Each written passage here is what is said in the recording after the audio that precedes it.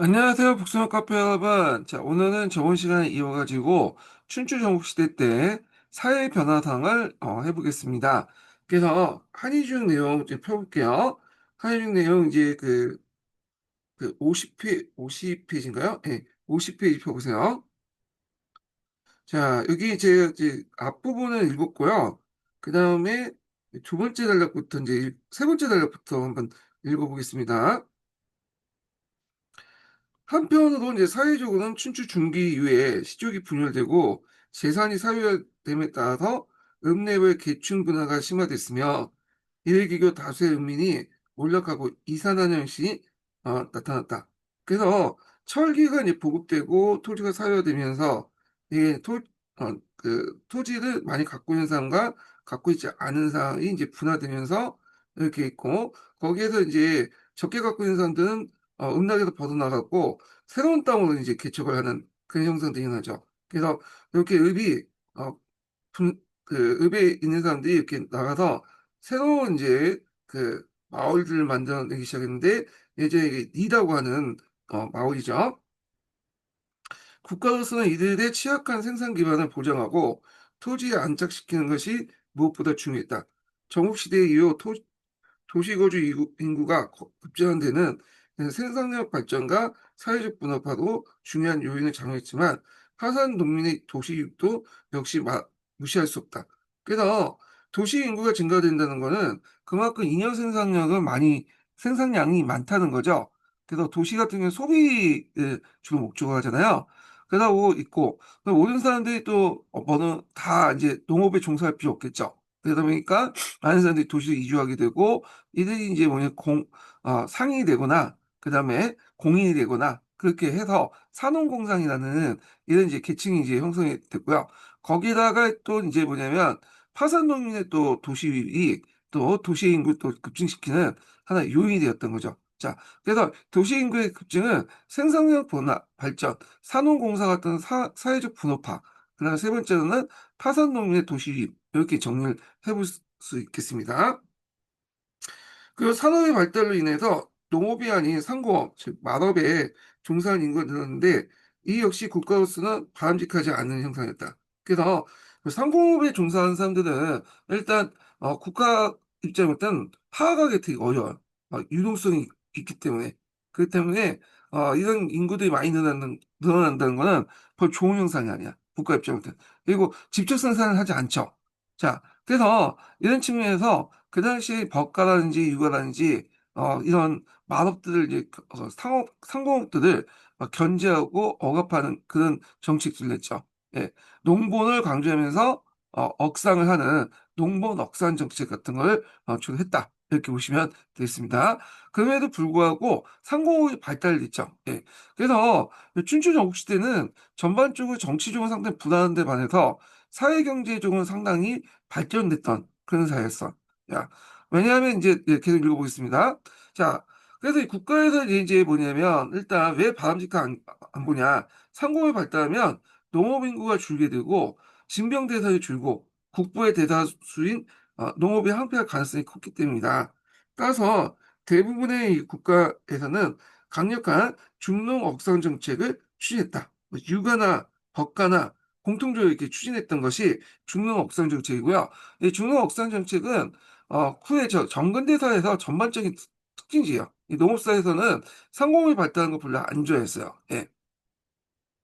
자, 군주권을 강화시키려면 군주의 수직 역할을 하고 수 있는 관료 집단의 충원과 관료 제도의 정비 또한 요구되었다. 영토국가가 출현된 이후에 국가 운영은 징세 중심의 간단한 행정과는 이미 차원이 달려있고 군주 직할제 확대는 행정사무의 복잡화와 전문화를 요구했다. 자, 군주 직할제 확대라는 건 뭘까요? 종래에는 음락 공동체의 어떤 누춘적인 어떤 지배 구조였는데 이제는 군연제적 지배 구조가 바뀌었다는 거죠. 그러면서 9년제에 필요한 관리들을 이제 뭐냐면 이렇게 뽑고 육성하고 이렇게 할 필요가 있겠죠. 예. 이렇게 하면서 이제 그다음에 전국시대에 들어가면서 행정 능력이나 정치적인 어떤 식견을 상당히 갖춘 유능한 인재들이 대거 필요했고요.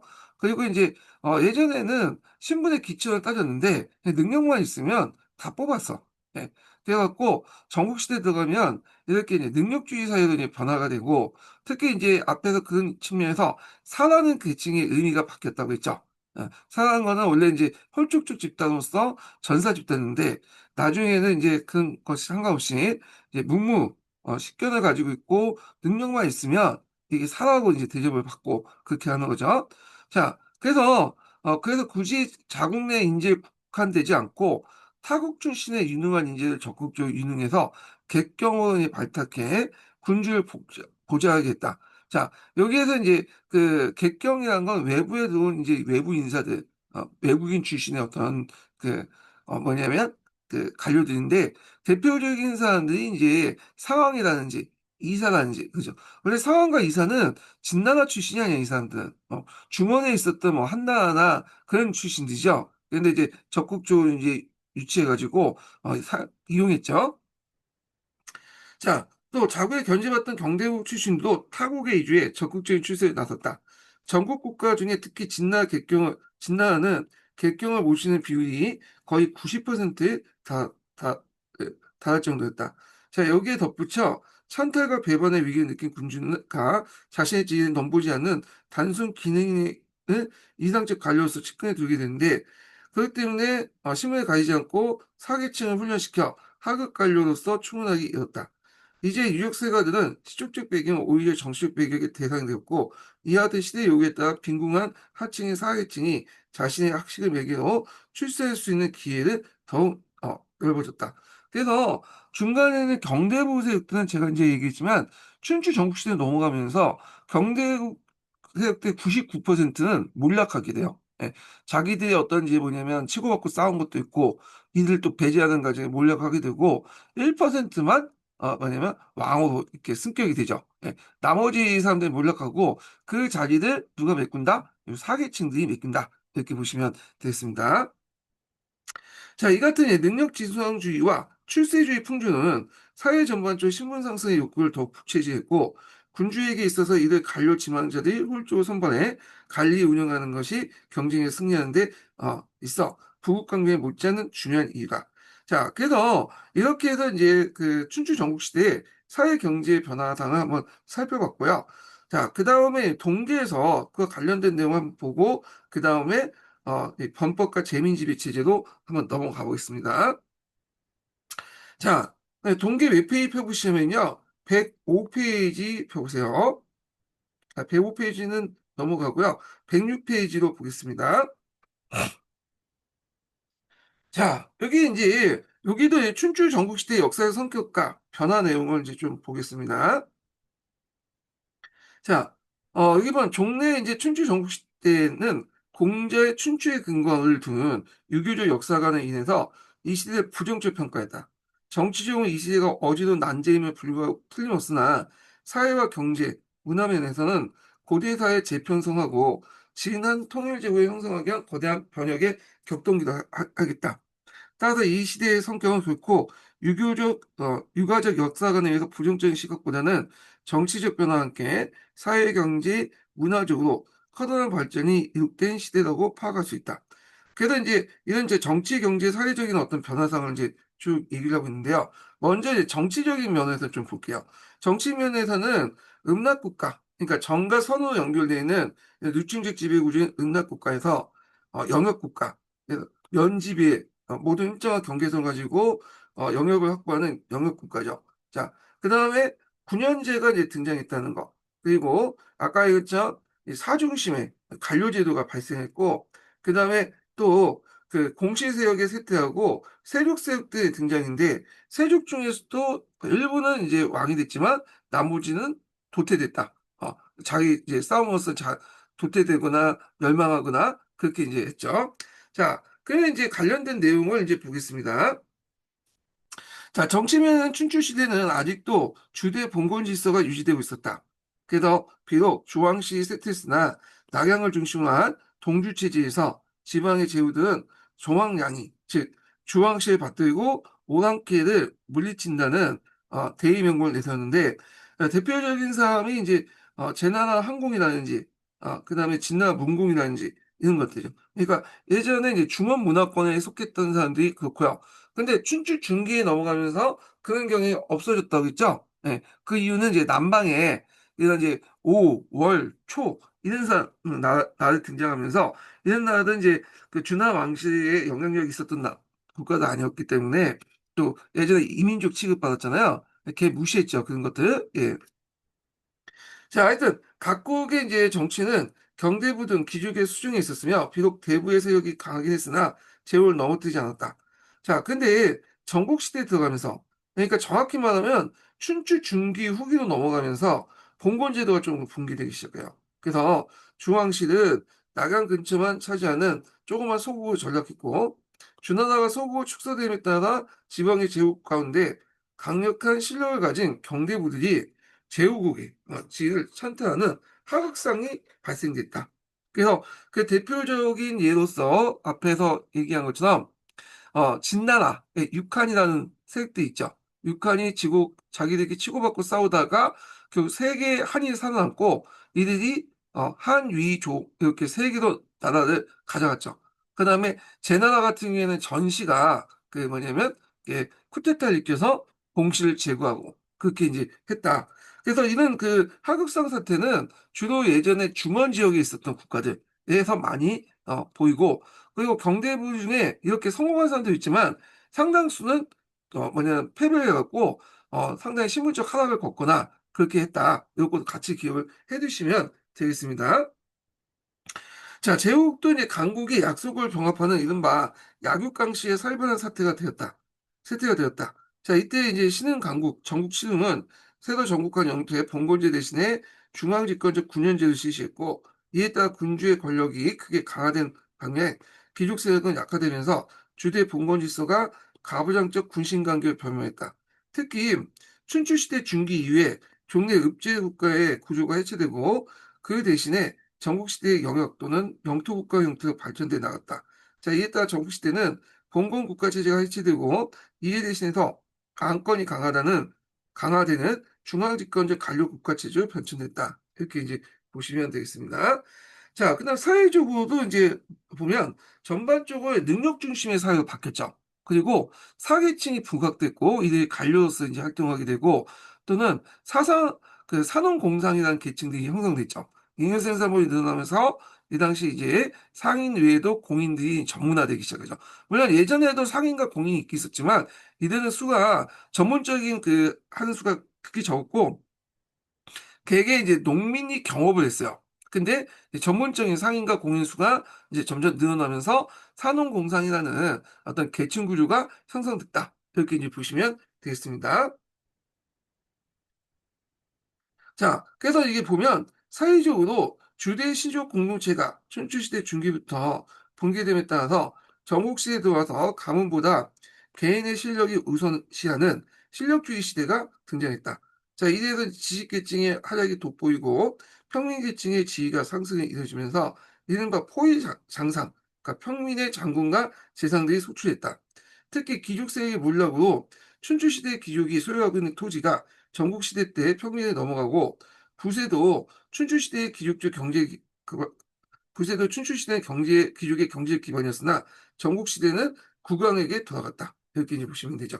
자, 이런 것들은 이제 산현수택의 가산화와 그다음 군현제적 지배 질서 강화, 이를 통한 재민 지배 차지 강화 이런 것과 또 연결돼서 보시면 되겠습니다.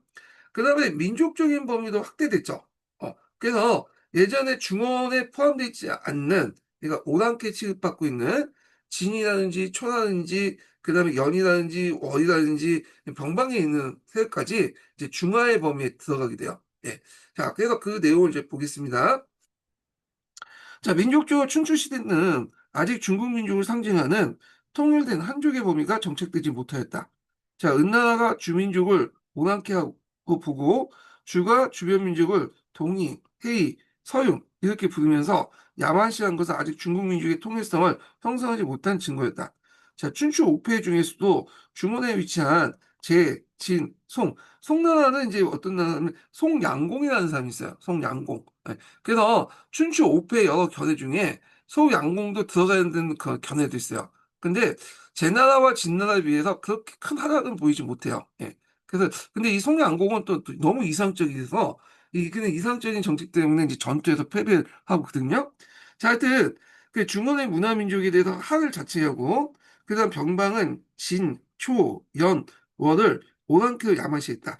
그러나 전국시대에 들어가면서 오랑캐 윤족이 모두 제하고 그러니까 중화의 범위에 이제 통일되고 민족의 구성이 하나로 단일화됐다. 그러니까 이제 원래 중국 민족이 하나의 혈통으로 연결된 게 아니라 주변의 이민족들을 흡수 통합하고 하면서 중화 문화를 공유하면서 이게 민족이 형성됐다는 걸 볼 수가 있죠.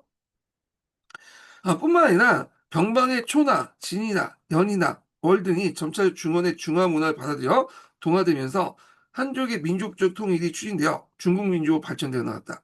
따라서 춘추시대 이전의 각 지방의 다양한 언어와 풍습이 전국시대의 격번을 통해서 중국으로 여과되어 들어오게 되었다. 이렇게 보시면 되겠습니다. 그래서 중국 가보시면 저도 안 가봤지만 문화나 언어도 되게 다양하잖아요. 그래서 중국은 지금 뭐 국경어가 이제 일반화되긴데요. 왜냐면 요즘에 뭐 인터넷이라든지 정보통신들 그다음에 매체들이 발달하다 보니까 그런데 예전 같은 경우에는 국경어 외에도 각 지역별로 이제 뭐 강동어나 상해어나 다 달랐잖아요. 지금도 이제 방언이 좀 강하긴 하는데 그렇지만 하여튼 그런 식으로 갖고 있는데 이런 언어들은 원래 중국어로 있었던 게 아니라 그 여러 민족들이 섞이면서 이제 형성됐던 언어들이죠. 그래서 우리가 생각하는 뭐 경상도, 전라도 그런 정도의 차이가 아니에요. 아예 못 알아듣죠. 이 언어 자체는. 그래서 강동어하고 북경어하고 얘기해 보면 무슨 말인지 몰라. 자기들끼리. 그런데 이제 이런 언어들을 하나로 묶어주는 것이 뭐냐면 한자라는 존재죠. 예, 한자. 그래서 이 한자가 이게 우리나라 그 한글처럼 포음 문자가 아니라 포음 문자가 아니라 포위 문자 일 수밖에 없었던 게 뭐냐면 이게 발음이 다 다르기 때문에 애들이 그래서 이들이 하나를 묶기 위해서는 이렇게 음글자가 아니라 뜻글자가 될 수밖에 없는 그런 이유가 있는 이유다 이렇게 보시면 되고요. 자, 그래서 이 한자는 지금도 중국을 통일시켜주는 중요한 이제 문자 매체죠. 예, 예. 그리고 자, 그래서 이와 같은 이제 또 그 민족과 문화상의 통합 통일로 인해서 춘추 전국시대는 각국의 정치와 사회에 커다란 변화를 일으켰고 그것은 다시 학술 사상에도 중국적인 제자백과 사상을 발전시켰다. 네, 제자백과 사상은 나중에 뒤에 좀 다시 얘기하고요. 그래서 춘추 전국시대는 주대 분권 질서와 읍제 도시 국가 체제를 근본으로 바꿔놓았으며 이런 변화에서 다음에 오는 진한 통일제국의 수립 기반을 구축했다는 점에서 이 시대의 역사적 성격을 높이 평가할 수 있다. 이렇게 했고요. 그 뒤에 부분은 이런 이제 정치, 사회 등등 여러 변화 사항에 대한 설명이에요. 예. 그래서 이제 춘추 시대에 먼저 이제 국의 구조와 변천 과정인데 요거는 예전에 한번 얘기했죠. 국의 구조. 그러니까 이때 국의 구조와 영역 범위는 주로 이제 제후국들을 얘기하는 거예요. 제후국들이 어떤 이제 모습을 띠고 있나. 그래가지고 요때 이제 춘추 시대 때 앞에서 얘기한 것처럼 그 당시 이제 국야제였다가 점점 이제 본고 그 9년제에 넘어가게 되는데 국야제에 대한 설명을 쭉 하고 있어요. 앞에 했기 때문에 건너뛰고요. 자, 그 다음에 이제 또 그게 안에서 뭐냐면 그 제국 안에 신분질서 같은 것도 있죠. 예, 이런 것도 있고요. 자, 참고로 여기에서 국의 신분질서가 있는데 이때 국은 우리가 생각하는 나라 국자를 의미한 거고 뒤에 이제 우리가 이제 그 국, 도, 비 이런 식으로 여기에서 그 읍제국가에서 이제 국의 의미는 여기에 도시의 그 제후국의 어떤 수도의 의미죠. 이걸 좀 구분해서 이제 보시면 될 것 같아요. 그게. 예. 자, 하여튼 이렇게 있고, 자, 그 다음에 이제 쭉 넘어가서 국외체와 이제 군연체제의 추정 이렇게 이제 보시면 되겠습니다.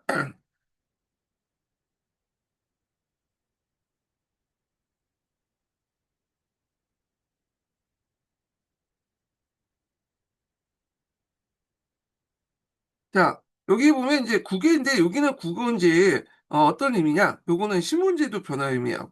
국인의 신분제도 의미. 그러니까 이것도 내용을 보시면 좀 약간 어, 그 제가 다시 설명할게요. 이게 헷갈려가지고, 저도 헷갈리네.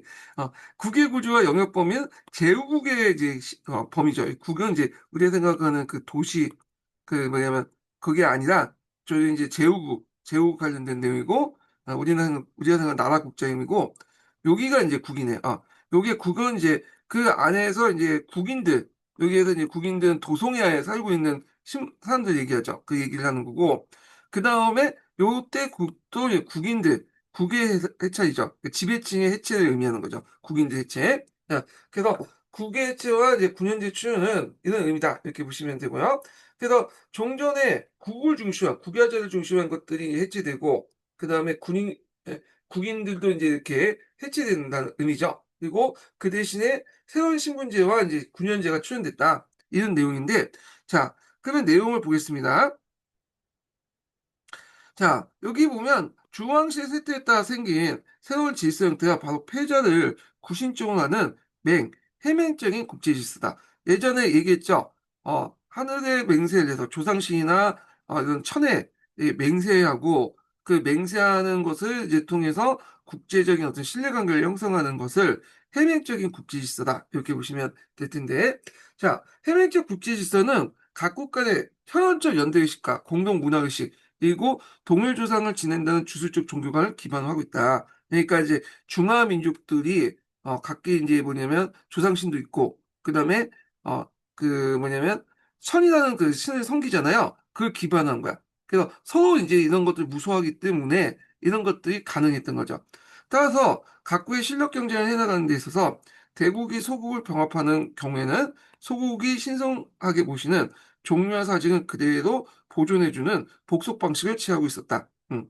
그래서 이는 주대이대로 시족 질서를 그대로 유지하면서 대국이 소국을 복속시킨 방법이었다. 즉 대국도 처음부터 소국을 무력으로 병합하여 소국이 엄청난 저항을 불러일으키는보다는 맹을 통해서 대외적으로 종황량의 대의명분을 내세우고 소국을 복속시킨 방법을 취했다. 그래서 이렇게 소국의 엄청난 저항을 불러일으키는 방식을 그걸 억제하는 것도 있겠지만 앞에서 얘기한 것처럼 그, 그 나라에 이제 조상신이 와갖고 우리를 괴롭힐 수 있다는 어떤 주설적인 어떤 세계관에 또 기반한 것도 있다. 이렇게 이제 보시면 되겠습니다. 이 내용은 제가 강자중국사에 있는 내용이니까 그걸 알려드린 거고요. 그 다음에 같은 대구에 끼어 있는 중원의 송, 위, 노, 채 등 소국은 자국의 독립을 위해서 대국과 결맹이 불가피했다. 그래서 이제 이 초는 아니에요. 이 초가 왜 이게 집었는지 모르겠지만 초는 해맹적 국제 질서를 하지 않았어요. 얘네들은 이제 그런 관념이 자체가 없다 보니까. 자, 그래서 결맹의 조건으로 맹주인 대국의 병력 제공에 부를 감당할 가중한 부담을 짊어지게 되었다. 그러나 춘추 중기 전후에서 진나라, 초나라, 진나 등 그 주변 강대국은 종래 해맹 방법에 의한 복속 지배 방식을 버리고 원래 얘네들은 이제 뭐 중원의 민족들이 아니죠. 소국을 완전히 멸망시킨 후 그곳에 현을 설치하는 직접 통치하는 멀국 치원 방식을 채택했다. 소국을 면하여 그 지배자를 제거하고 종묘 사직을 완전히 파괴하여 소국을 대국의 현으로 재편성하는 것은 멸국 치용 방식은 시족적 정통을 존중하는 중원의 여러 소국에게 대단한 공포를 불러오게 되니 각국은 다투어 국력 강화와 분비의 촉진을 위한 충실한 체제 개혁을 꾀하지 않을 수 없었다. 자, 이런 상황에서 종래의 시족적인 봉건지 있어서는 더 이상 이제 자신의 지위를 지탱하기 어려운 공족들, 제후들 하여금 시대적 변화에 따라 시족 공동체의 대표적 위치에서 탈피해서 권력에 집중하는 가부장적 군주로 변신을 깨게 됐다. 예. 그래서 이제 있는데 이 공족들이 욕을 뭐냐면 탈피해가지고 이렇게 한 게 아니라 공족들은 이 과정에서 쇠퇴하고 요 가부장적 군주로 변신한 거는 앞에서 얘기했지만 경세가들이죠. 경세가들. 그래서 얘들이 이제 나중에 왕이 되잖아요. 요 과정에서 이제 산림수택의 가사나 이런 것들이 이루어지고 이걸 바탕으로 군사력과 이런 것들을 강화시키고 그 다음에 사기층들을 자기 편으로 끌어들이죠. 예. 그러면서 이제 이들 간에 이제 뭐냐 인역적인 그 관계, 그러니까 경제적 물질적 관계가 이제 형성이 되고요. 그리고 이제 나중에 자기가 이제 왕이 되면서 여기에다가 또 이제 가부장적인 어떤 그 것까지 플러스 되면서 가부장적 군주관이 형성이 되는 거죠. 그래서 종전의 제후들은 주로 융사 공동체 수장으로서 제사나 그다음에 군대가 군사의 지휘자 역할을 했죠. 근데 요때 이제 가부장적 군주로 쓰는 경세가들은 그 왕으로 이제 바뀌면서 이렇게 하는 과정에서 이제 뭐냐면 임력전 관계, 가부작중 공주고 변신이 됐다. 예, 이렇게 하면서 그러면서 전국시대 들어가면서 충이라는 의미가 이제는 군주에게 절대적으로 이제 맹신하는 그런 이제 의미로 바뀌었다. 예전에 얘기했죠. 그래서 이렇게 있고요. 자, 그다음에 읍제 국가의 지배 형태가 군현제적 중앙집권국가 변화되는 시대 배경은 이와 같은 사회 변혁에서 시작된 것이다. 자, 춘추 오폐와 영역 국가 보겠습니다. 자, 춘추 시대 사회적 변혁과 국가의 발전은 종래 이제 소국 중심의 읍제 국가의 형태에서 대국 형태의 영역 국가 형태로 탈바꿈하는 데 나타났다. 춘추 오폐가 소국을 병합하면서 영역 국가로 변신한 대표적인 경우다. 자, 춘추 오폐가 이게 쭉 있는데 춘추 오폐 쓰고 나오진 않을 거겠지만 하여튼 이제 일단 보면요. 자, 일단은 여기 보면 제나나항공, 진나문공, 초나자와 송나양공, 진나목공을 얘기하는데 여기에서도 이제 송양공 같은 경우에는 이제 빼고 이상 빼고 월나라 구천, 오나라 합려, 예, 부착 이렇게 집어넣는 게 있어요. 예, 그래서 이제 이렇게 있는데 자 이거에 대해서 이제 송양공은 좀 그렇다. 진목공도 이제 좀 그렇다. 해가지고 오나라 합려와 월나라 구천을 집어넣는 거 되게 요게 집어넣는데 이렇게 있어요. 하여튼 이렇게 있고 자 그 다음에 이제 계속 이제 보겠습니다. 자, 여기 어디까지 온 거야? 네. 두 번째 단락부터 볼게요.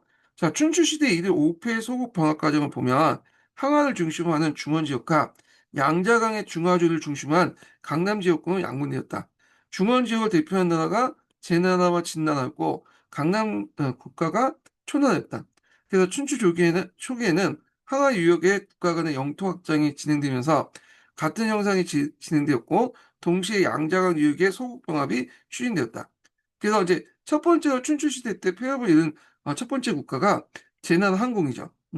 그 다음에 진나문공인데 제나라는 중원의 동쪽인 상동반도에 위치했고 땅은 비옥하고 바다에 연해 있어 해물과 소금의 이익이 풍부했다. 제나라항공이 즉위하고 뛰어난 정치가 있던 간중이라는 사람이 있어요. 예, 그래서 그 제사를 임명하면서 정치, 경제, 군사면에서 여러 방면의 그 개혁을 단행하여 부국강병을 달성했다. 자, 여기 보면 이제 한의 중에 없는 제나나 항공의 이런 정책들이 나오거든요. 그 내용을 보면요. 첫째, 이제 정치 경제 면에서 3인의 주거지를 구분하고 호수에 따라서 마을 재편성했다. 특히 경제 개혁으로 정전의 경계를 없애고 토지에 따라서 토지의 등급을 매겨 합리적인 세금 징수를 단행했다. 소금과 철공을 발전시켜 화폐를 주주했으며 물가를 조절하는 등 상공을 일으켰다. 이렇게 보시면 돼요. 그래서 산업공사이라는 개념이 이미 제나로부터 형성됐고 여기를 주거지를 구분했다는 데 의미가 있는 거죠. 그 다음에 경제적으로 정전, 그러니까 예전에 준하의 조법제도죠. 그래서 조법제도를 개혁해가지고 토지에 따라서 토지의 등급을 매겨 합리적 세금 징수했다는 게 이게 뭐냐면 예전에는 이제 노동력을 이제 징발하는 방법으로 해서 마을 공존에서 이제 일을 하게 하는 방식에 대신에 이게 뭐냐면 그들이 가지고 있는 이제 뭐냐면 보유지의 토지 등급에 따라서 각각 이제 개별적으로 세금을 매겼다는 거죠. 근데 이걸 어떤 의미인지 잘 모르겠어요. 저도 요 관련된 내용이 동계에 있는데 그 요가 관련돼서 이제 초세모라고 노나라 관련된 내용이거든요. 노나라의 초세모의 의미가 뭐냐면 노동지대가 아니라 이제는 이렇게 헌물지대 각 호마다 헌물지대를 매겼다 그 내용이거든요. 네. 그래서 요 부분은 그러면 이제 제나라 항공은 초세모보다 좀 약간 위에 있는 그것 같은데 이 조치가 기원전 7세기 때 내용이기 때문에 그래서 요 관련된 내용을 한번 제가 좀 물어볼게요. 내가 답변할 수 있을지 모르겠는데 챗GPT하고 이제 관련해서 한번 물어보겠습니다.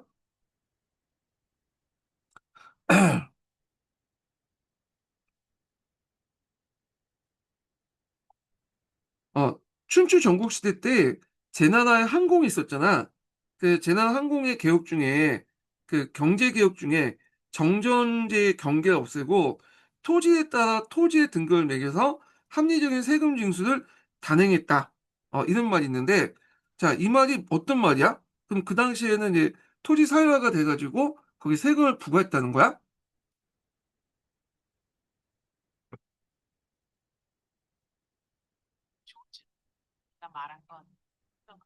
아, 잠깐만요.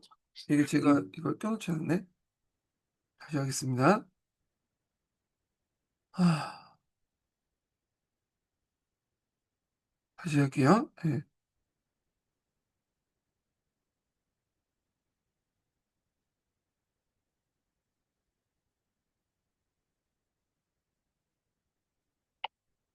춘추 전국시대 때 그 제나라 항공이라는 사람이 있었잖아.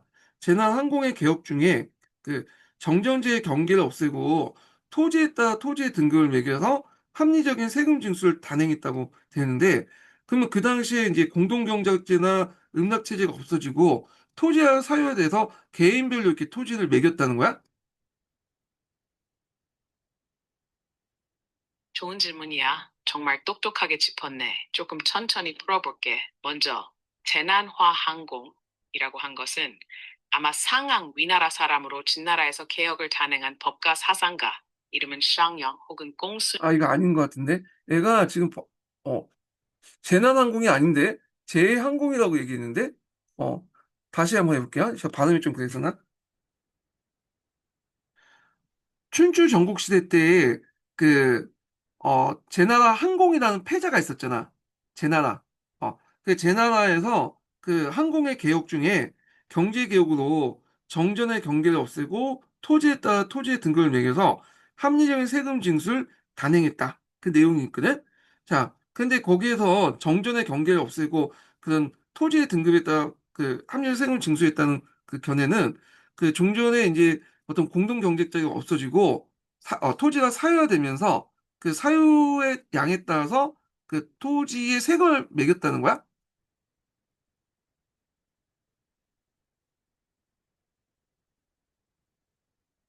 이번에는 훨씬 정확하게 말씀해 주셨네. 춘추 전국시대 제나라의 환공 말씀하신 거지. 다만 사실 정전의 경계를 없애고 토지를 등급별로 나눠 세금을 걷었다는 구체적인 개혁은 제나라의 환공보다는 그 뒤 시대인 전국시 제나라의 관중의 경제개혁과 연결되는 경우가 더 많아. 보통 환공은 군주고 실제 정책은 재상 관중이주. 정전 경계를 없앤과 토지 등급 과세 조금 더 풀어보자. 이때 정전의 경계를 없앴다는 건 원래 주나라 체제에서 유지되던 정전제의 집단적 경작 공동 과세 방식을 폐지하고 토지를 개별 농민 단위로 측량, 등급화해서 그 비옥도나 위치에 따라 차등 과세를 했다는 뜻이야.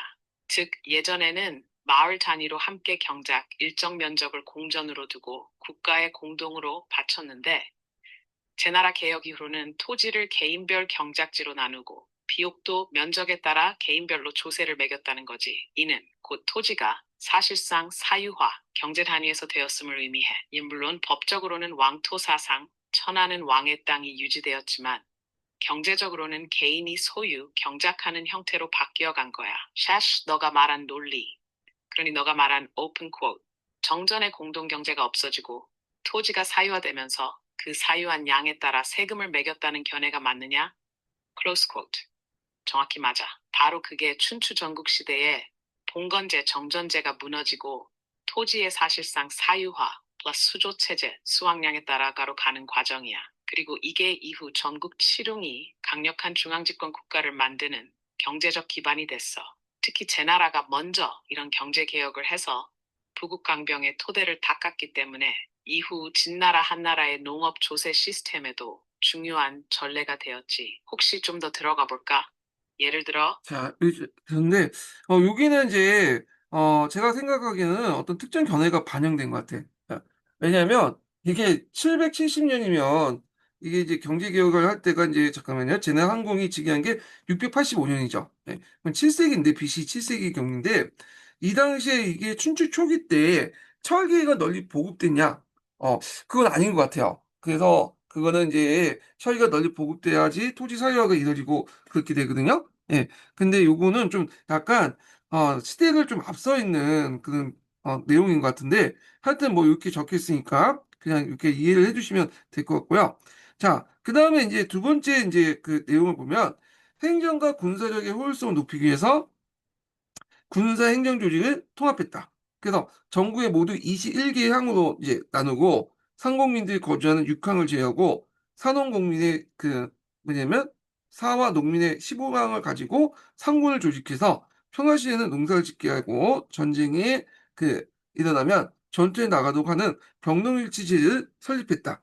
자, 이하에 제나라의 국력이 강해지고 한국은 이러한 국력을 배경으로 대의조 이웃나라의 제후들과 해명을 통해서 패제로서 지위를 굳히게 되었다. 또한 종황량의 명분을 내세워 서북방의 이민족을 격파하고 그다음 남방에 진출해 올라오는 천하화 세력들을 저지했다. 자, 이리하여 상동의 대부분과 하남과 동남부를 통일해서 이 지역의 민족적 차별인 동이와 하하를 구분을 없애고 중원 지역의 한민족의 통일을 촉진하는 계기를 마련했다. 예. 그래서 이제 제나라 항공의 어떤 정책의 의미를 얘기를 하고 있죠. 참고로 이 상동반도에는 그는 동이라고 부르는 여러 이제 민족 집단이 있었나 봐요. 그래서 이런 민족 집단을 중화로 통합했다. 근데 의미가 있다는 거죠. 자, 그 다음에 제나라 항공의 사후에 그의 여러 아들들 사이에 왕위 쟁탈들이 벌어져 내란으로 번지면서 패자의 지위를 이제 상실했고 이 뜸을 이용해서 이제 송나 양공이 맹주가 되었다. 그런데 이제 송은 초나라의 정쟁에서 패배해서 도리어 초가 중원의 패자를 칭하면서 항하 유역의 수많은 국가를 병합했고 자, 이런 위기에 이제 중원의 위기상을 극복하고 제나라에 이어서 패자가 된 사람이 진나라 문공이다. 자, 진의 위치를 이제 좀 보면 여기 있죠. 여기. 그래서 예전에 이제 한위조의 영역이 진의 영토야. 상당히 크죠. 예, 중원에 딱 중간에 있기 때문에 상당히 국력도 강하고 인구도 많고 그런 지역이었거든요. 자, 춘추 초기에 진은 항상 윤족의 침입에 시달리고 종실 귀족 간의 분쟁으로 국력을 뜯지 못했는데 문공이 지휘하면서 농업과 상업을 장려하고 제나라 항공의 대의명분을 본받아서 종황량의 기친을 내세워 국가 발전을 이룩하였다. 자, 춘추시대 패자들이 대부분 종황량을 내세운 것은 무력만으로 약속을 따르게 하고 대의전쟁을 수행하기는 어렵기 때문에 자연히 약속을 참여시키기 위해서 명분이 필요했기 때문에 이렇게 내걸었던 거죠. 그래서 주왕실을 받들고 시족 질서에 보호한다는 대의 명분을 종황량에서 찾게 됐다.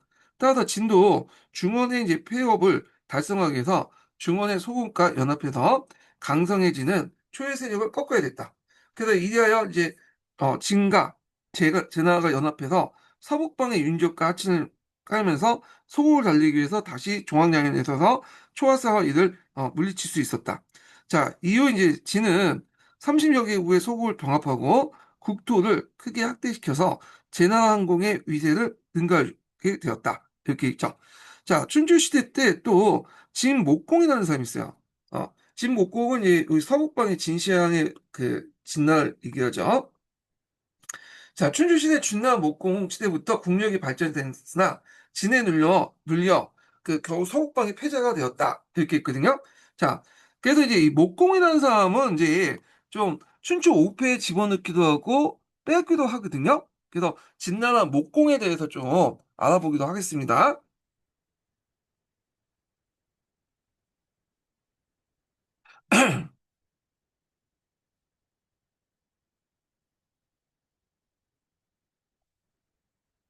춘추 시대 때 그 진나라, 그러니까 진시황의 그 세운 진나라 있지, 진시황과 관련된 진나라에 목공이라는 사람이 있었잖아.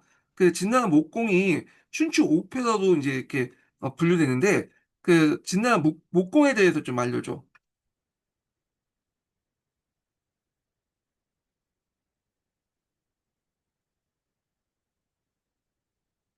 Return image. Turn on image 1. Return image. 춘추시대 진나라의 목공은 기원전 705년생으로 기원전 659년부터 622년까지 39년간 진나라를 다스린 군주야. 그는 춘추 5패 중 한 명으로 꼽히며 진나라의 국력을 크게 강화하고 패권을 확립한 중요한 인물이야. Cite, turn search 17. 기본적으로 목공은 여러 뛰어난 재상, 백리해, 건수, 비표, 공손지 등의 보좌를 받아 일하였다. 특히 기원전 636년에는 진문공의 유배 귀환을 도와준 것으로 아주 유명해. 이것은 곧 진과의 동맹을 형성하고 서쪽 만리장성 이남 방면에서의 세력을 확장하는 계기가 되었지.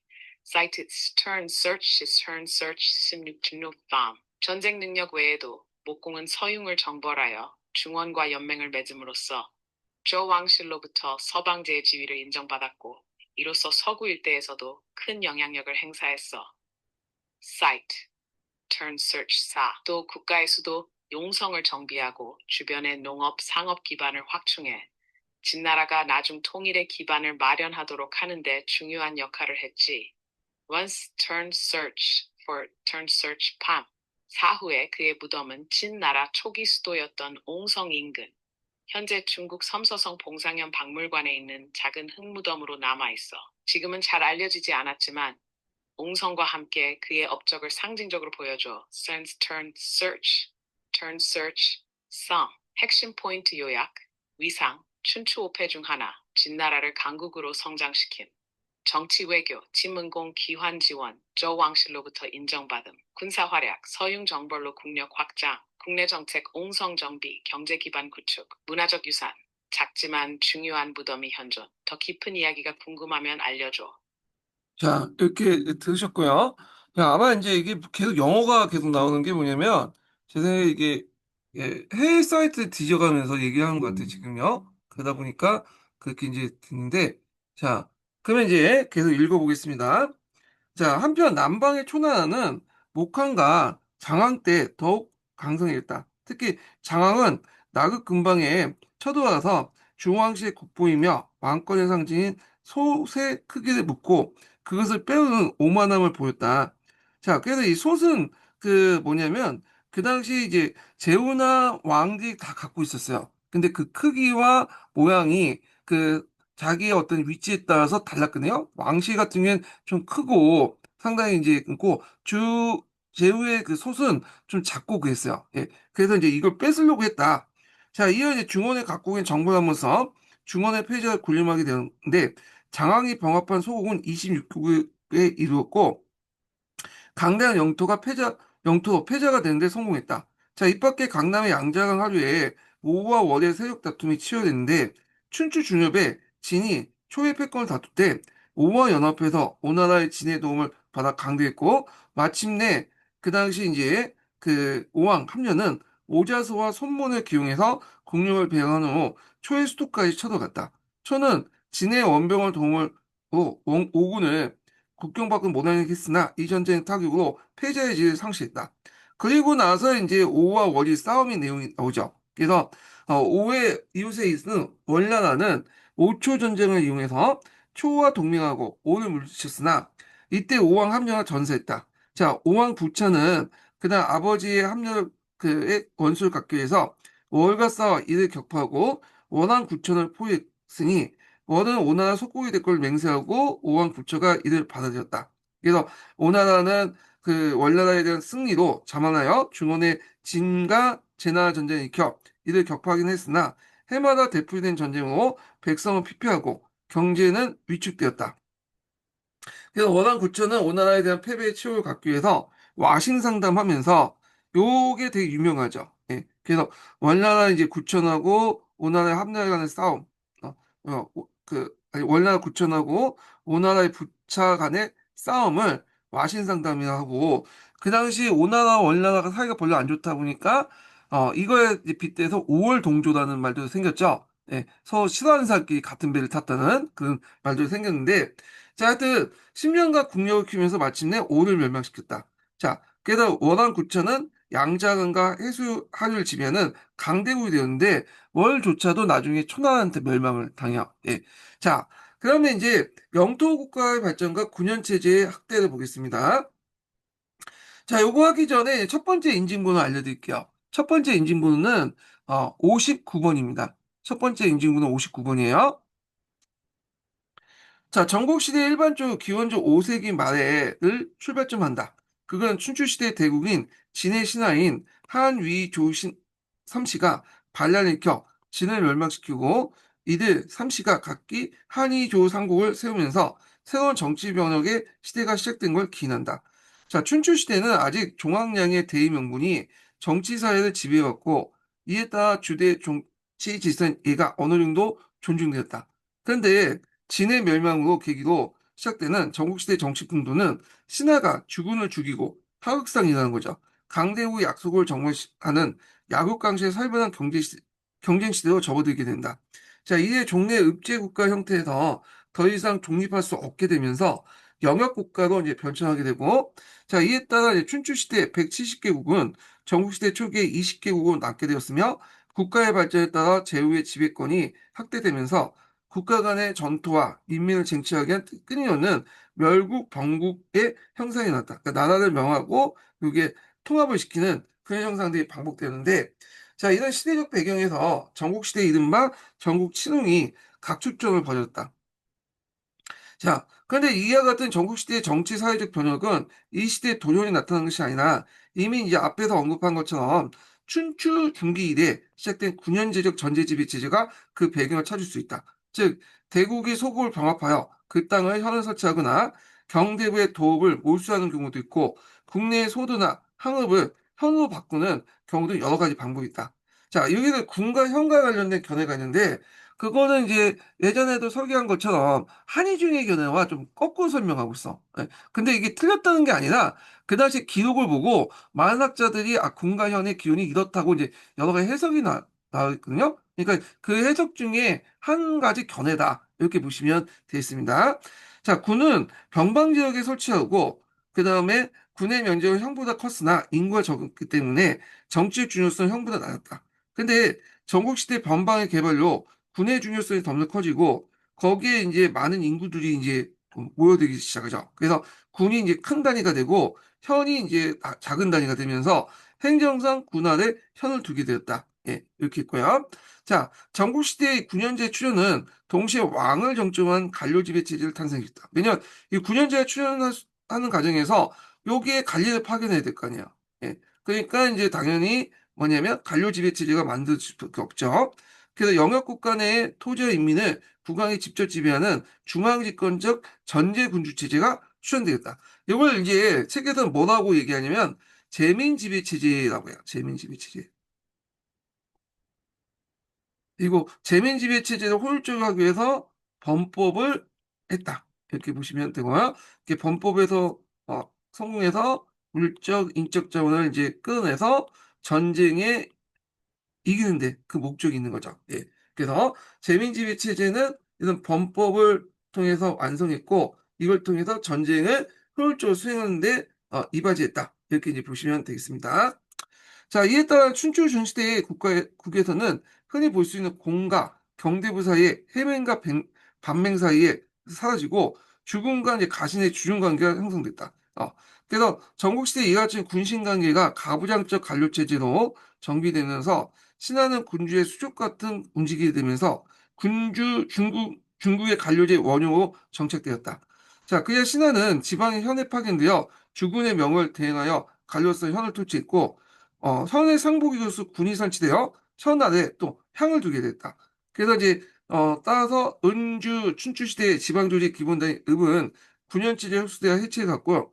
자, 이리하여 이제 은주 시대 때 읍제국가 체제가 9년체제로 바꾸고 시족적인 봉건 제도도 중앙집권적 관료 체제로 변화되는 정치 질서의 재편성이 발생됐다. 자, 제후는 종래 후와 군의 칭호를 버리고 이제 왕호를 이제 사용하게 되죠. 그래서 그 당시 위나라 해왕에 이어서 제나라 위왕이 친하, 예전에 공이라고 했는데 지금 왕이라고 칭하기 시작해요. 그리고 진나라, 한나라, 조나라, 연나라에서 왕호를 칭했다. 자, 그 다음에 중앙관료기구는 행정수반으로 승상, 또 상국, 재상이 있어 백관의 장이 되었다. 네, 이렇게 있고요. 승상 아래 이제 뭐냐면 사관으로서 감찰 맡은 어사, 토지와 백성하는 간장 사도, 토목사업을 하는 사공, 사구, 공사, 소부 이런 것도 있는데 이 간직 명칭을 보면 뭐 사도라든지 그다음에 사공이라든지 사구라든지 이런 말들은 주변에 있는 거야. 주나라의 간제를 좀 받아들였다는 걸 볼 수 있고요. 그다음에 여기에서 좀 눈여볼 게 상공구경의 거죠. 상공구경은 이제 한나라와 진나라 때 이제 그런 중앙행정 조직인데 이미 그 모태가 이미 이제 춘추 전국 시대부터 형성되기 시작했고 그 상공 중에 승상이라는 지 있잖아요. 네, 이 사람도 있고 태의, 어사대부 이런 것도 원래 이제 춘추 전국 시대 때 만들어진 간직돼요. 원래는 이제 이 상공은 국가의 업무를 다 총괄하는 게 아니라 어떤 업무를 했냐면 주로 왕의 옆에 서서 그 보필하는 어떤 비서기구적 역할을 했어요. 그러니까 외조가 아니라 내조 같은 역할을 했는데 왕권이 점점 성장하면서 이들의 권한이 커지면서 일종의 내조가 외조화 돼버리죠. 이게 상공구공이라는 이름으로 지난 시대 때 이제 외조가 돼버린 거고 거꾸로 이제 똑같은 방식으로 하는 것도 있죠. 그래서 삼성육부라는 제도, 삼성이라는 제도도 원래는 내조 기관이었죠. 근데 이게 나중에 위진남북조 시대 들어가면서 이제 점점 권력이 커지면서 위진남북조 시대 때 이제 들어오면서 점점 외주화되고 수당 때는 이제 이게 외조도 이제 굳히게 되는 거잖아요. 예, 삼공구경도 이런 과정을 겪었다 이렇게 보시면 되겠습니다. 자, 이로 인해서 이 국가 권력의 신장과 왕권 강화에 따라 군사를 장악한 장군의 지위가 상승했는데 이때 장군은 이제 전문적인 그 장군이죠. 그래서 이때 이제 특징이 뭐냐면 전문적인 장군도 등장했고 그다음에 이제 거기에 옆에서 이제 참모 역할하는 또 작전을 타고 이렇게 하는 그런 이제 그 사람도 등장하게 돼요. 예, 일종의 범법가 같은 사람들이 등장을 하게 되죠. 예. 그래서 장군과 이제 전략 전술 짜는 사람이 분리돼 나가는 그런 것들이 이제 형성이 됐죠. 그래서 그때 이제 범법을 이제 특별히 연구한 사람들은 이제 보는 사람들이 이제 여러분 알다시피 손자, 손문, 그 다음에 그 손자가 손문이죠. 예. 손빈이 그 손무의 손자고 오자 이런 사람들이 이제 대표적인 사람이다 이렇게 보시면 되겠습니다. 자, 특히 전국시대 때 진병제가 실시되었고 각국이 다투어 전쟁을 치면서 문무간직에 분리시키는 것이 필요했다. 그래서 전문적인 장군들이 등장을 했고 그 다음에 또 한편으로 참모 역할하는 범법가들 아까 이제 오자니 손자니 이런 사람들이 등장했다 이렇게 보시면 되겠습니다. 그래서 장군직이 이제 처음 설치한 건 진임여란 한의조에서 비롯됐고 이어 진해수도 이제 실시됐다. 다만 초나라에서는 장군이 없었고 주군 또는 상주군을 뒀으며 장군 아래 위, 국위가 있는데 위라는 간직은 이제 후에 이제 군대를 지휘하는 사람들의 수장을 의미하죠. 그래서 뒤에 이제 보면 뭐뭐위, 태위 하면 이제 이렇게 뭐냐 군대를 총괄하는 그런 사람들 얘기하고 위라고 들어가긴 하면 이게 군대와 관련된 거야. 군대. 예. 자, 하여튼 진이 이제 육국을 통일한 후에 태희가 군사권을 장악한 것은 이와 같은 국위를 계승한 거다. 그래서 위라는 말이 들어가면 이제 뭐냐면 이건 군사와 관련된 거고 요 위어 그 어는 초나라부터 이제 시작됐다. 이렇게 보시면 되겠습니다. 자, 그다음 전국시대 군에는 국방과 행정을 담당하는 군수가 있고 그 아래 이제 군사 업무를 하는 위와 감찰 업무를 하는 어사가 뒀으며 현에는 현령과 현승이 있고 현안에 한갓 일을 줬다. 그래서 이제 이런 중앙 집권적 행정제도는 진에 의해서 계승됐다. 그래서 진시황 때 군현제를 처음 실시한 게 아니라 이미 춘추 전국시대 때 그것이 마련했고 진시황은 이걸 전국적으로 통일된 규범에 의해서 확대됐다. 이렇게 이제 보시면 될 것 같아요. 예. 자, 그래서 전국시대 범법 관련된 내용이 있는데요. 요거는 이제 한의중을 한번 읽고 또 요 관련된 내용을 한번 읽어보겠습니다. 자, 범법과 재민지배 체제를 보겠습니다. 이게 서로 연결돼 있죠. 예. 그래서 범법의 주 목적이 뭐예요? 전쟁에서 이기는 거잖아. 그래서 전국시대 때 전쟁이 총력적 양상을 띠게 되고 그래서 인적, 물적, 뭐냐면 기반을 다 쏟아내야지 승리할 수 있는 거잖아요. 그래서 이제 전쟁에 이기기 위해서 범법을 해야 되는데 그러면 아까 했던 인적, 물적 기반을 다 끊어내야 되죠. 그러다 보니까 재민지배체제를 강화시킬 수밖에 없죠. 재민지배체제는 어, 왕이 직접 인민을 통치하는 그런 제도가 재민지배체잖아요. 그래서 이 재민지배체를 강화시키기 위해서 관료제를 이제 강화시키고, 그 다음에 또 군현제를 실시하고, 그 다음에 종래 음락 공동체 어떤 것들을 해체시키고, 그리고 또 뭐냐면 그 가라는 이제 생산 단위를 이제 강화시키고 뭐 등등등등등 이런 이제 정책들을 하게 되고 이런 것들을 효율적으로 하기 위해서 이제 각국이 무슨 뭘까 범법을 실시한 거죠. 아까 말한 것처럼. 예. 그래서 재민지배체제가 그 범법을 재민지배체제를 강화시키는 고 그걸 통해서 전쟁에 승리하기 위해서 이렇게 했다. 이렇게 좀 기억을 해두시면 되겠습니다. 그래서 전쟁, 범법, 재민지배체제는 서로 연결돼 있어요. 전쟁, 범법, 재민지배체제는 서로 연결돼 있다. 재민지배체제 강화, 이렇게 범법을 했고, 범법을 해야지 전쟁에 승리할 수 있는 거죠. 자, 그래서 이제, 요걸 내용을 보겠습니다. 자, 이상의 사회 변화에 적응하고자 전국시대 각국의 군주들이 적극적으로 시행한 것이 범법이다. 범법이라는 건 기존의 음락 공동체 체제를 바꾼다는 의미로서 간단히 말하면 기존의 종법적인 봉건체제 형태의 읍제국가에서 군주가 전국을 지배하는 집권적 군연제 형태의 영토 국가로 변화를 추구하는 개혁을 말한다.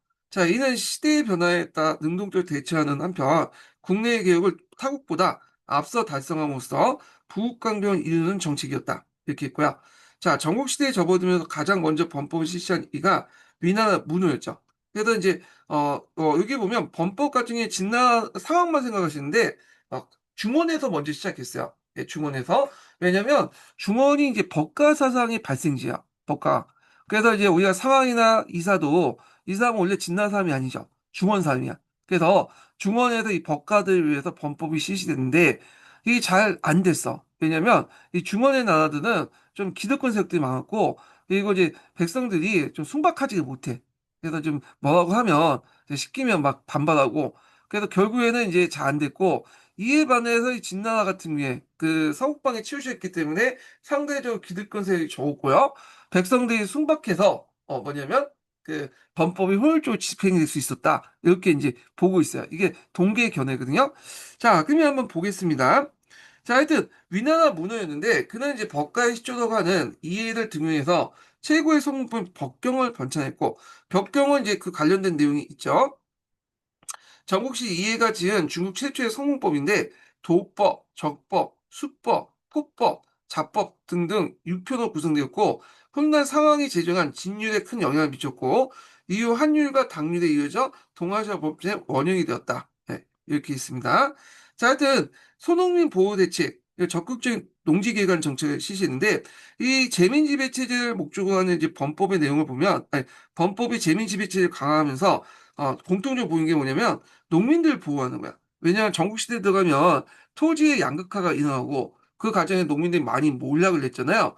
근데 세금을 주로 이제 이는 소농민들에게 징수를 해야 되죠. 그래서 소농민을 보호하고 소농민들에게 농지개간 정책을 적극적으로 권하고 심지어는 토지를 나눠주고 토지만 나눠주면 안 되겠죠. 그리고 그 대신에 이제 뭐냐면 거기에 수리시설 같은 거 있죠. 토지를 나눠주면 수시시설 해주고 토지의 생산량을 높이게 되죠. 그리고 그걸 바탕으로 해서 이제 이 농민들에게 생을 얻고 그 다음에 병역을 이제 자원을 끌어내고 그렇게 이제 하려고 그날 각국이 이런 소농민 보호 정책을 했다. 그리고 동시에 토지 제도도 개혁하고 그다음에 수리조 그 수의시설 같은 것도 개선하는 그런 정책도 같이 했다. 이렇게 이제 보시면 되겠습니다. 자, 하여튼 이게 이제 국내 체제가 정비되면서 적은 영토에도 불구하고 전국 초기에 최강국의 지위를 누렸다. 자, BC 403년에 조나라가 정치적 개혁을 추진했는데 BC 390년에 초나라에서 위나라의 개혁을 실행 검토했던 오기를 등용하여 개혁했다.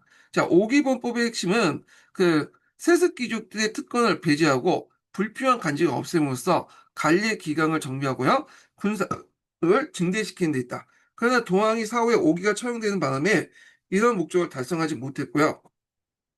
또 한의 경우에는 이제 그 법가로서 이제 신분되는 사람 있잖아요. 예. 그래서 신분에 나중에 설명하겠지만 그 법술세 중에 세파에 속했던 술파에 속했던 사람이 이제 신분이죠. 자, 하여튼 이 사람을 기용해서 그의 이제 주도 아래 효율적인 이제 관료제 운영 방식을 도입해 강력한 군주권을 확립했다. 자, 그 결과 신분회가 재상으로 재임한 15년간 약속이었던 한은 타국부터 침입 당하지 않았다.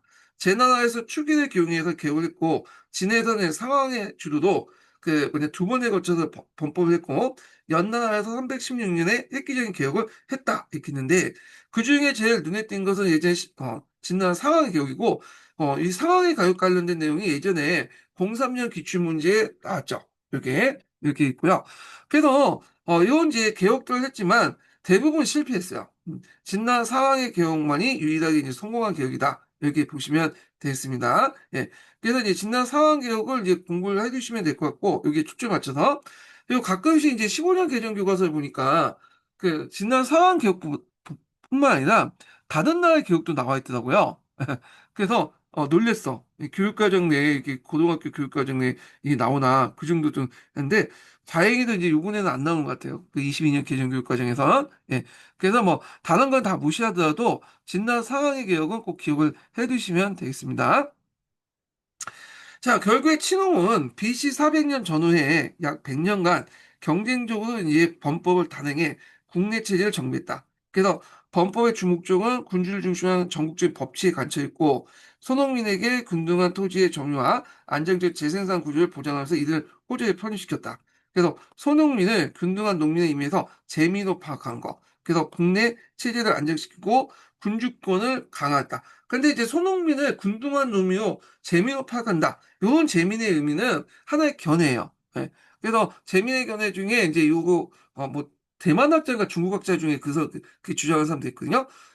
근데 이제 재민은 이제 왕이 직접 통치하는 그런 이제 직접 지배하는 그 의미에서 재민원주에 많이 쓰이거든요. 예. 자, 하여튼 이렇게 있고 자, 하여튼 국내 체제 안정시키고 군주권과 강화한 동시에 이들 최대한 확보해 군사적 경쟁을 승리하기 위한 거다. 결국에는 범법의 최후 목적은 재민 지배의 확립이었고 범법은 결국에는 뭘 하기 위해서 군사적 경쟁에 승리하기 위한 거죠. 다만 이제 이렇게 있고, 다만 이제 구체적인 내용은 각국의 사정에 따라 약간의 차이가 있으며 성취도에서 상당한 차이가 보였지만 대개의 경우 기존의 특권층이 엄청난 반발을 부닥쳤다.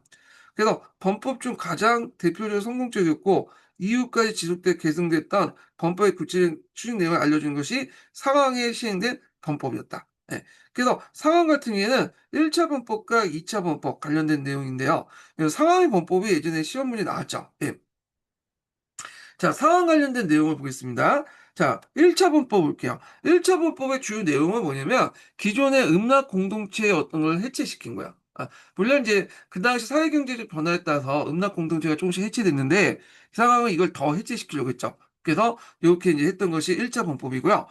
그 다음에 함양으로 이제 수도를 옮긴 후에 2차 범법을 했죠. 2차 범법은 해체시켜서 새로운 질서를 만들 거냐 아니에요. 그래서 이런 질서 아래 이제 뭐냐면 군연제적 질서를 뭐냐면 강화시키는 그런 정책들을 했던 게 2차 범법이다. 이렇게 보시면 되고요.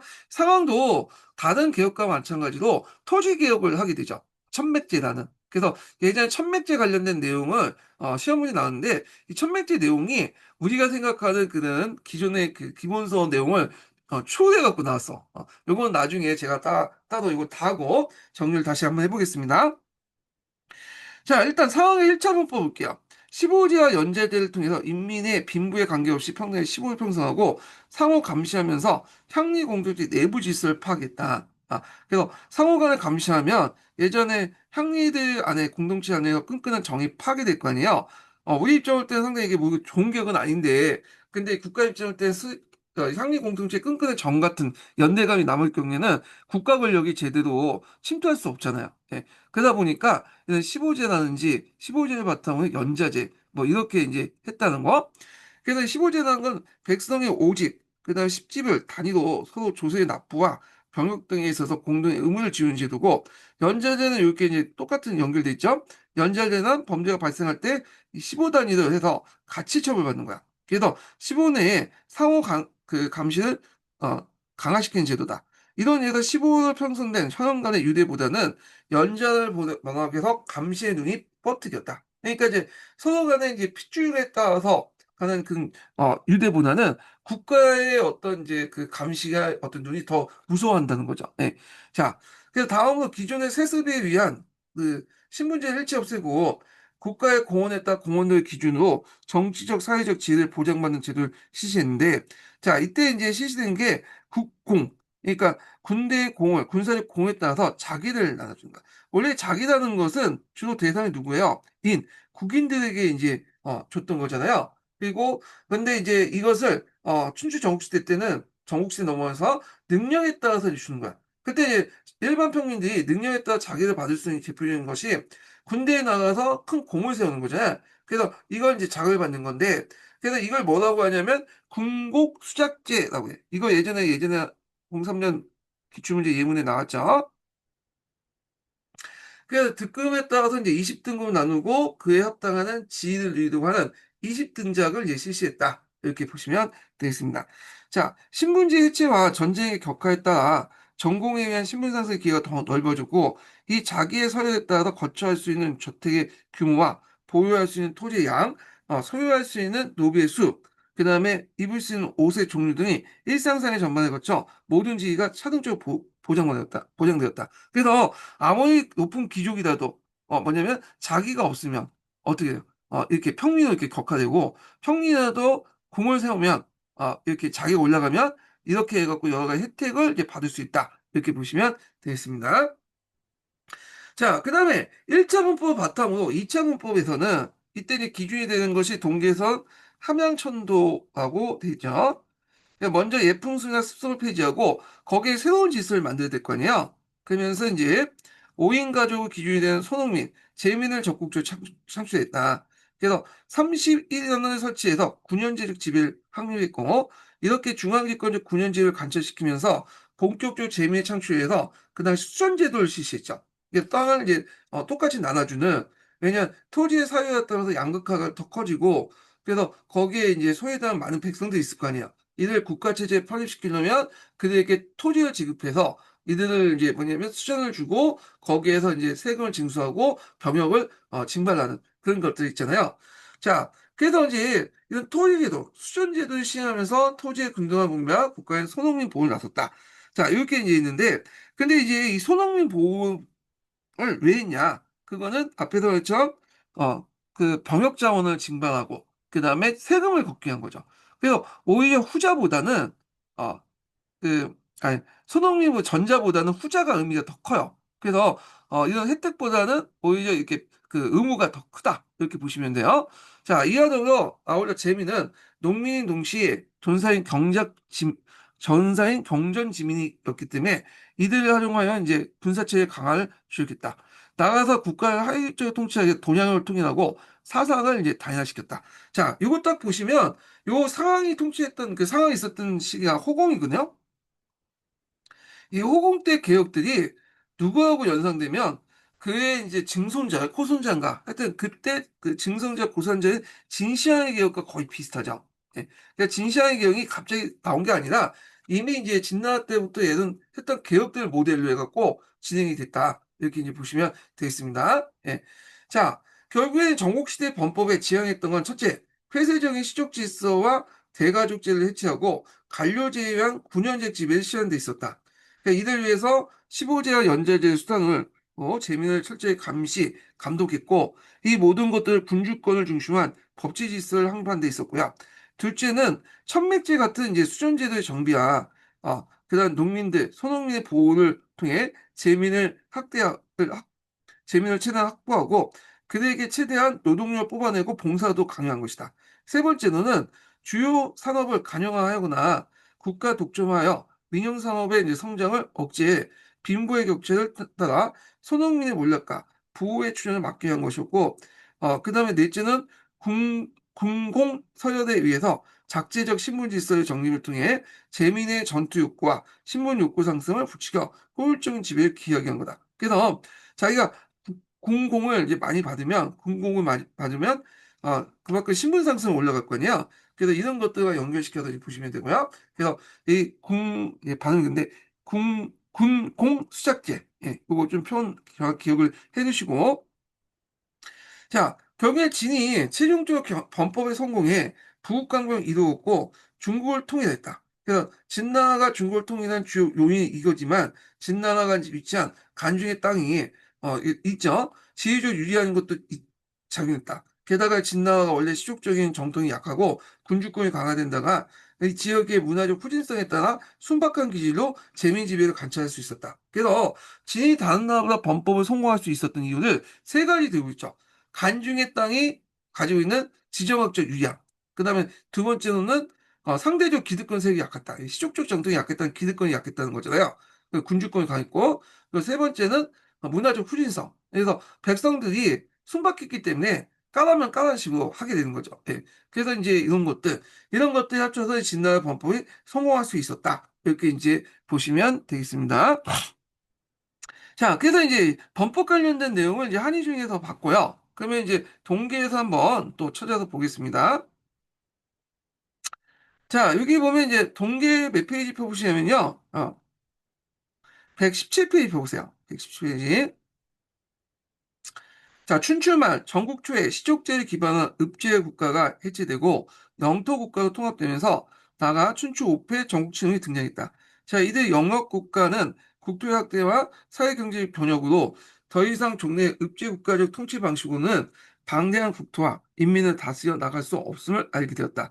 그 위에 야국강식의 치열한 전쟁 속에서 국가를 보존하려면 필연적 부국강명 목표한 범법을 단행하지 않을 수 없었고 범법을 추진하기 위해서 유능한 인재 등용이 필수적이었다. 그래서 범법의 목표는 부국강병을 목표로 한 봉건제 타파와 군사체제 강화가 있었고 이와 같은 개혁은 추진한 세력들은 법가주의자였다. 그래서 부국강병을 시행하기 위해서 구체적인 방법으로서 부귀족 세력의 일소, 법가주의적 중앙집권체제, 재민지배체제의 확립에 초점을 맞췄다. 예, 그래서 있고 그 다음에 이제 이때 전국 중에 시동 중에 가장 실시한 나라가 위나라죠. 자, 위나라에서 범법이 먼저 추진된 것은 동호는 서와 송이나 월 등 국경을 맞대어 있었고 서부는 강한 진입, 남원은 초와 위가 위협하는 지리적 조건 때문에 부국강병은 당면한 과제가 아닐 수 없었다. 그래서 위나라 문호는 전국시대 법가의 시초로 일컬어진 이해를 등용하고 이해는 앞에 얘기했죠. 그래서 법경이라는 그 최초의 법정을 만들었죠. 자, 이해는 정치면에서 구기족 세력을 배제하기 위해서 그들의 복록을 몰수하고 여기 보시면 이제 한의 중에 있는 내용과 그 다음에 신동계의 내용이 이게 뭐냐 겹치는 부분도 있지만 각기 다른 부분도 있어요. 예, 그래서 이런 것들 잘 보시고 하시면 돼요. 자, 그래서 이제 그의 복록을 몰수하고 신상필법을 내서 능력주의에 각한 유능한 인재 등을 추진했다. 자, 이와 함께 토지를 효과적으로 이용하여 생산량을 최대한 발휘하기 위해서 이른바 진진력을 채용해서 농업 생산량을 올렸다. 진진력이라는 것은 어떤 의미냐? 한 곳의 땅에 모든 자원과 인력을 투입해서 노동 생산량을 올리는, 그러니까 토지 생산을 올리는 그런 정책을 이 진진력이라고 보시면 돼요. 그래서 농업기술 개발이나 시비법이나 뭐 등등등 해가지고 그 다음에 물가 안정을 위해서 평조법을 실시했고 각국의 법령을 창조해서 새로운 법전을 만들었다. 그래서 최초의 법전이다. 법률은 예전부터 있었는데 이걸 정리한 법전은 없었죠. 그래서 이렇게 있고 자 이와 함께 서문포에 의해서 관계사업으로 항무지의 개간이 확대되고 농지의 이제 생산성이 크게 신장됐다. 그래서 예전에 얘기했지만 범법에서 땅을 주는 수전 작업과 수전 개혁과 함께 또 이 터지를 받은 걸 이제 하려면 물이 필요할 거 아니에요. 그러니까 수의사업 같은 관계사업도 이제 아니 수의사업과도 같이 했다는 거. 그래서 이제 이런 내용들 좀 기억을 해두시고 여기에서 이제 그 항모지 개간 그러니까 수전 사업과 관련된 내용인데 이때 이제 또 뭐냐면 수전 사업도 같이 했어요. 네, 이건 뒤에 좀 같이 하겠습니다. 그래서 땅을 나눠주고 개간시키고 그 다음에 그와 함께 그 땅을 나눠주고 개간된 땅을 효율적으로 운영하기 위해선 물이 필요하죠. 그러다 보니까 이렇게 그 수리 사업도 같이 진행했다. 이 부분도 있는데 그건 뒤에 있으니까 다시 보고요. 자, 오기와 낙양을 이제 장군 기용하여 영토를 확대하는 편. 그 당시 이제 그 부국강병 정책을 적극적으로 추진하기 때문에 협소한 영토에도 불구하고 그 당시 전국 초기에 최강국의 지위를 누릴 수 있는데 이 오기는 이제 여기 위에 있다가 나중에 쫓겨나죠. 그래서 진으로 가게 돼요. 예. 자, 위나라 이어서 조나라의 재산 공중령이라는 사람이 주도해 정치 개혁을 했고 초나라에서도 동왕 때 위에서 추천한 오기를 맞이하여 개혁을 추진했다. 자, 오기의 범법은 군주권 강화와 세습 귀족 세력의 억제에 초점을 주었다. 그냥 분봉된 귀족들은 3대 안에서 하나고 종실 세습 특권도 삭제했다. 자, 이와 함께 이제 구귀족 세대 번방으로 귀족 세대 번방으로 이주시킨 강병 정책, 일종의 3인 정책을 취해서 유능한 인재 등의 힘을 기울였다. 자, 5개 범법으로 강해진 초나라는 나무로 월을 평정하고요. 월나라는 그 당시 강국이었죠. 그래서 앞에서 말한 것처럼 그 오나라가 이제 그때 월나라 때 멸망했잖아요. 근데 이제 이 월나라조차도 5개 범법으로 강해진 초나라에 의해서 뭐냐면 멸망당하죠. 그 다음에 북으로는 진이나 채를 합방하고 한의조의 삼진을 물리치고 그 다음에 서쪽은 진을 정복하니 제후든 초나라의 강성함을 두려워할 정도로 발전했다. 그러나 동왕의 죽자 구귀족 세대의 오기가 처형되고 범법이 중단되었고요.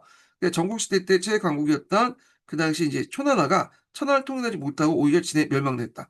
자, 한에서는 소우가 신부대를 이제 자성을 기용해서 범법을 추진했는데 그는 효율적인 관료제도의 운영을 추진하면서 군주 독재체를 확립하고 강력한 군사력을 길렀으며 신부대는 이제 그 재직한 15년간 타국의 침략을 받지 않을 정도로 국력이 강화됐다. 그래서 한나라는 전국 시중 중에 제일 힘이 약했거든요. 그래서 이 신부대가 개혁하는 동안은 침략이 없었다라고 기록이 나와 있어요.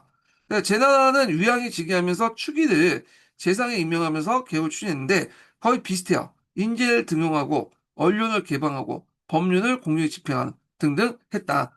자, 그래서 이렇게 이제 여러 각국들의 이제 이렇게 그 범법은 일단 법가가 주도를 했고요. 재민 지배체의 확립에 중점을 뒀고 이렇게 했다는 걸 좀 기억을 해 두시면 되겠습니다. 자, 그다음에 이제 범법에서 제일 중요한 진단 상황 관련된 내용을 이제 좀 보겠습니다. 상황은 원래는 이제 그 진나라 사람이 아니죠. 네. 그래서 이 사람은 이제 위나 귀족 출신이야. 귀족 출신 여기 있죠. 그래서 위나 귀족 출신으로 원래는 공송시대에서 공송왕이라고 불렸던 사람인데 나중에 진나 관리가 된 후에 상이라는 그 뭐냐면 곳에 봉해지면서 상왕이라고 불려지게 돼요. 그래서 이제 진나라 호공에 의해서 등용이 돼서 적극적인 개혁 정책을 했다 이렇게 보시면 되고요. 그래서 이제 나름대로 성공을 했죠. 근데 상황도 뭐냐면 끝말이 안 좋죠. 이 사람도 이제 개혁하는 과정에서 많은 사람을 건드리고 다녔기 때문에 나중에 죽게 돼요. 예. 하여튼 그 사람은 개인적인 얘기고 자, 상하이 범법은 앞에서 언급한 것처럼 1차 범법과 2차 범법 이렇게 두 가지로 나눠가지고 했고요. 그 다음에 이제 이 관련된 내용을 좀 쉬었다가 한번 또 진행을 해보기도 하겠습니다. 네.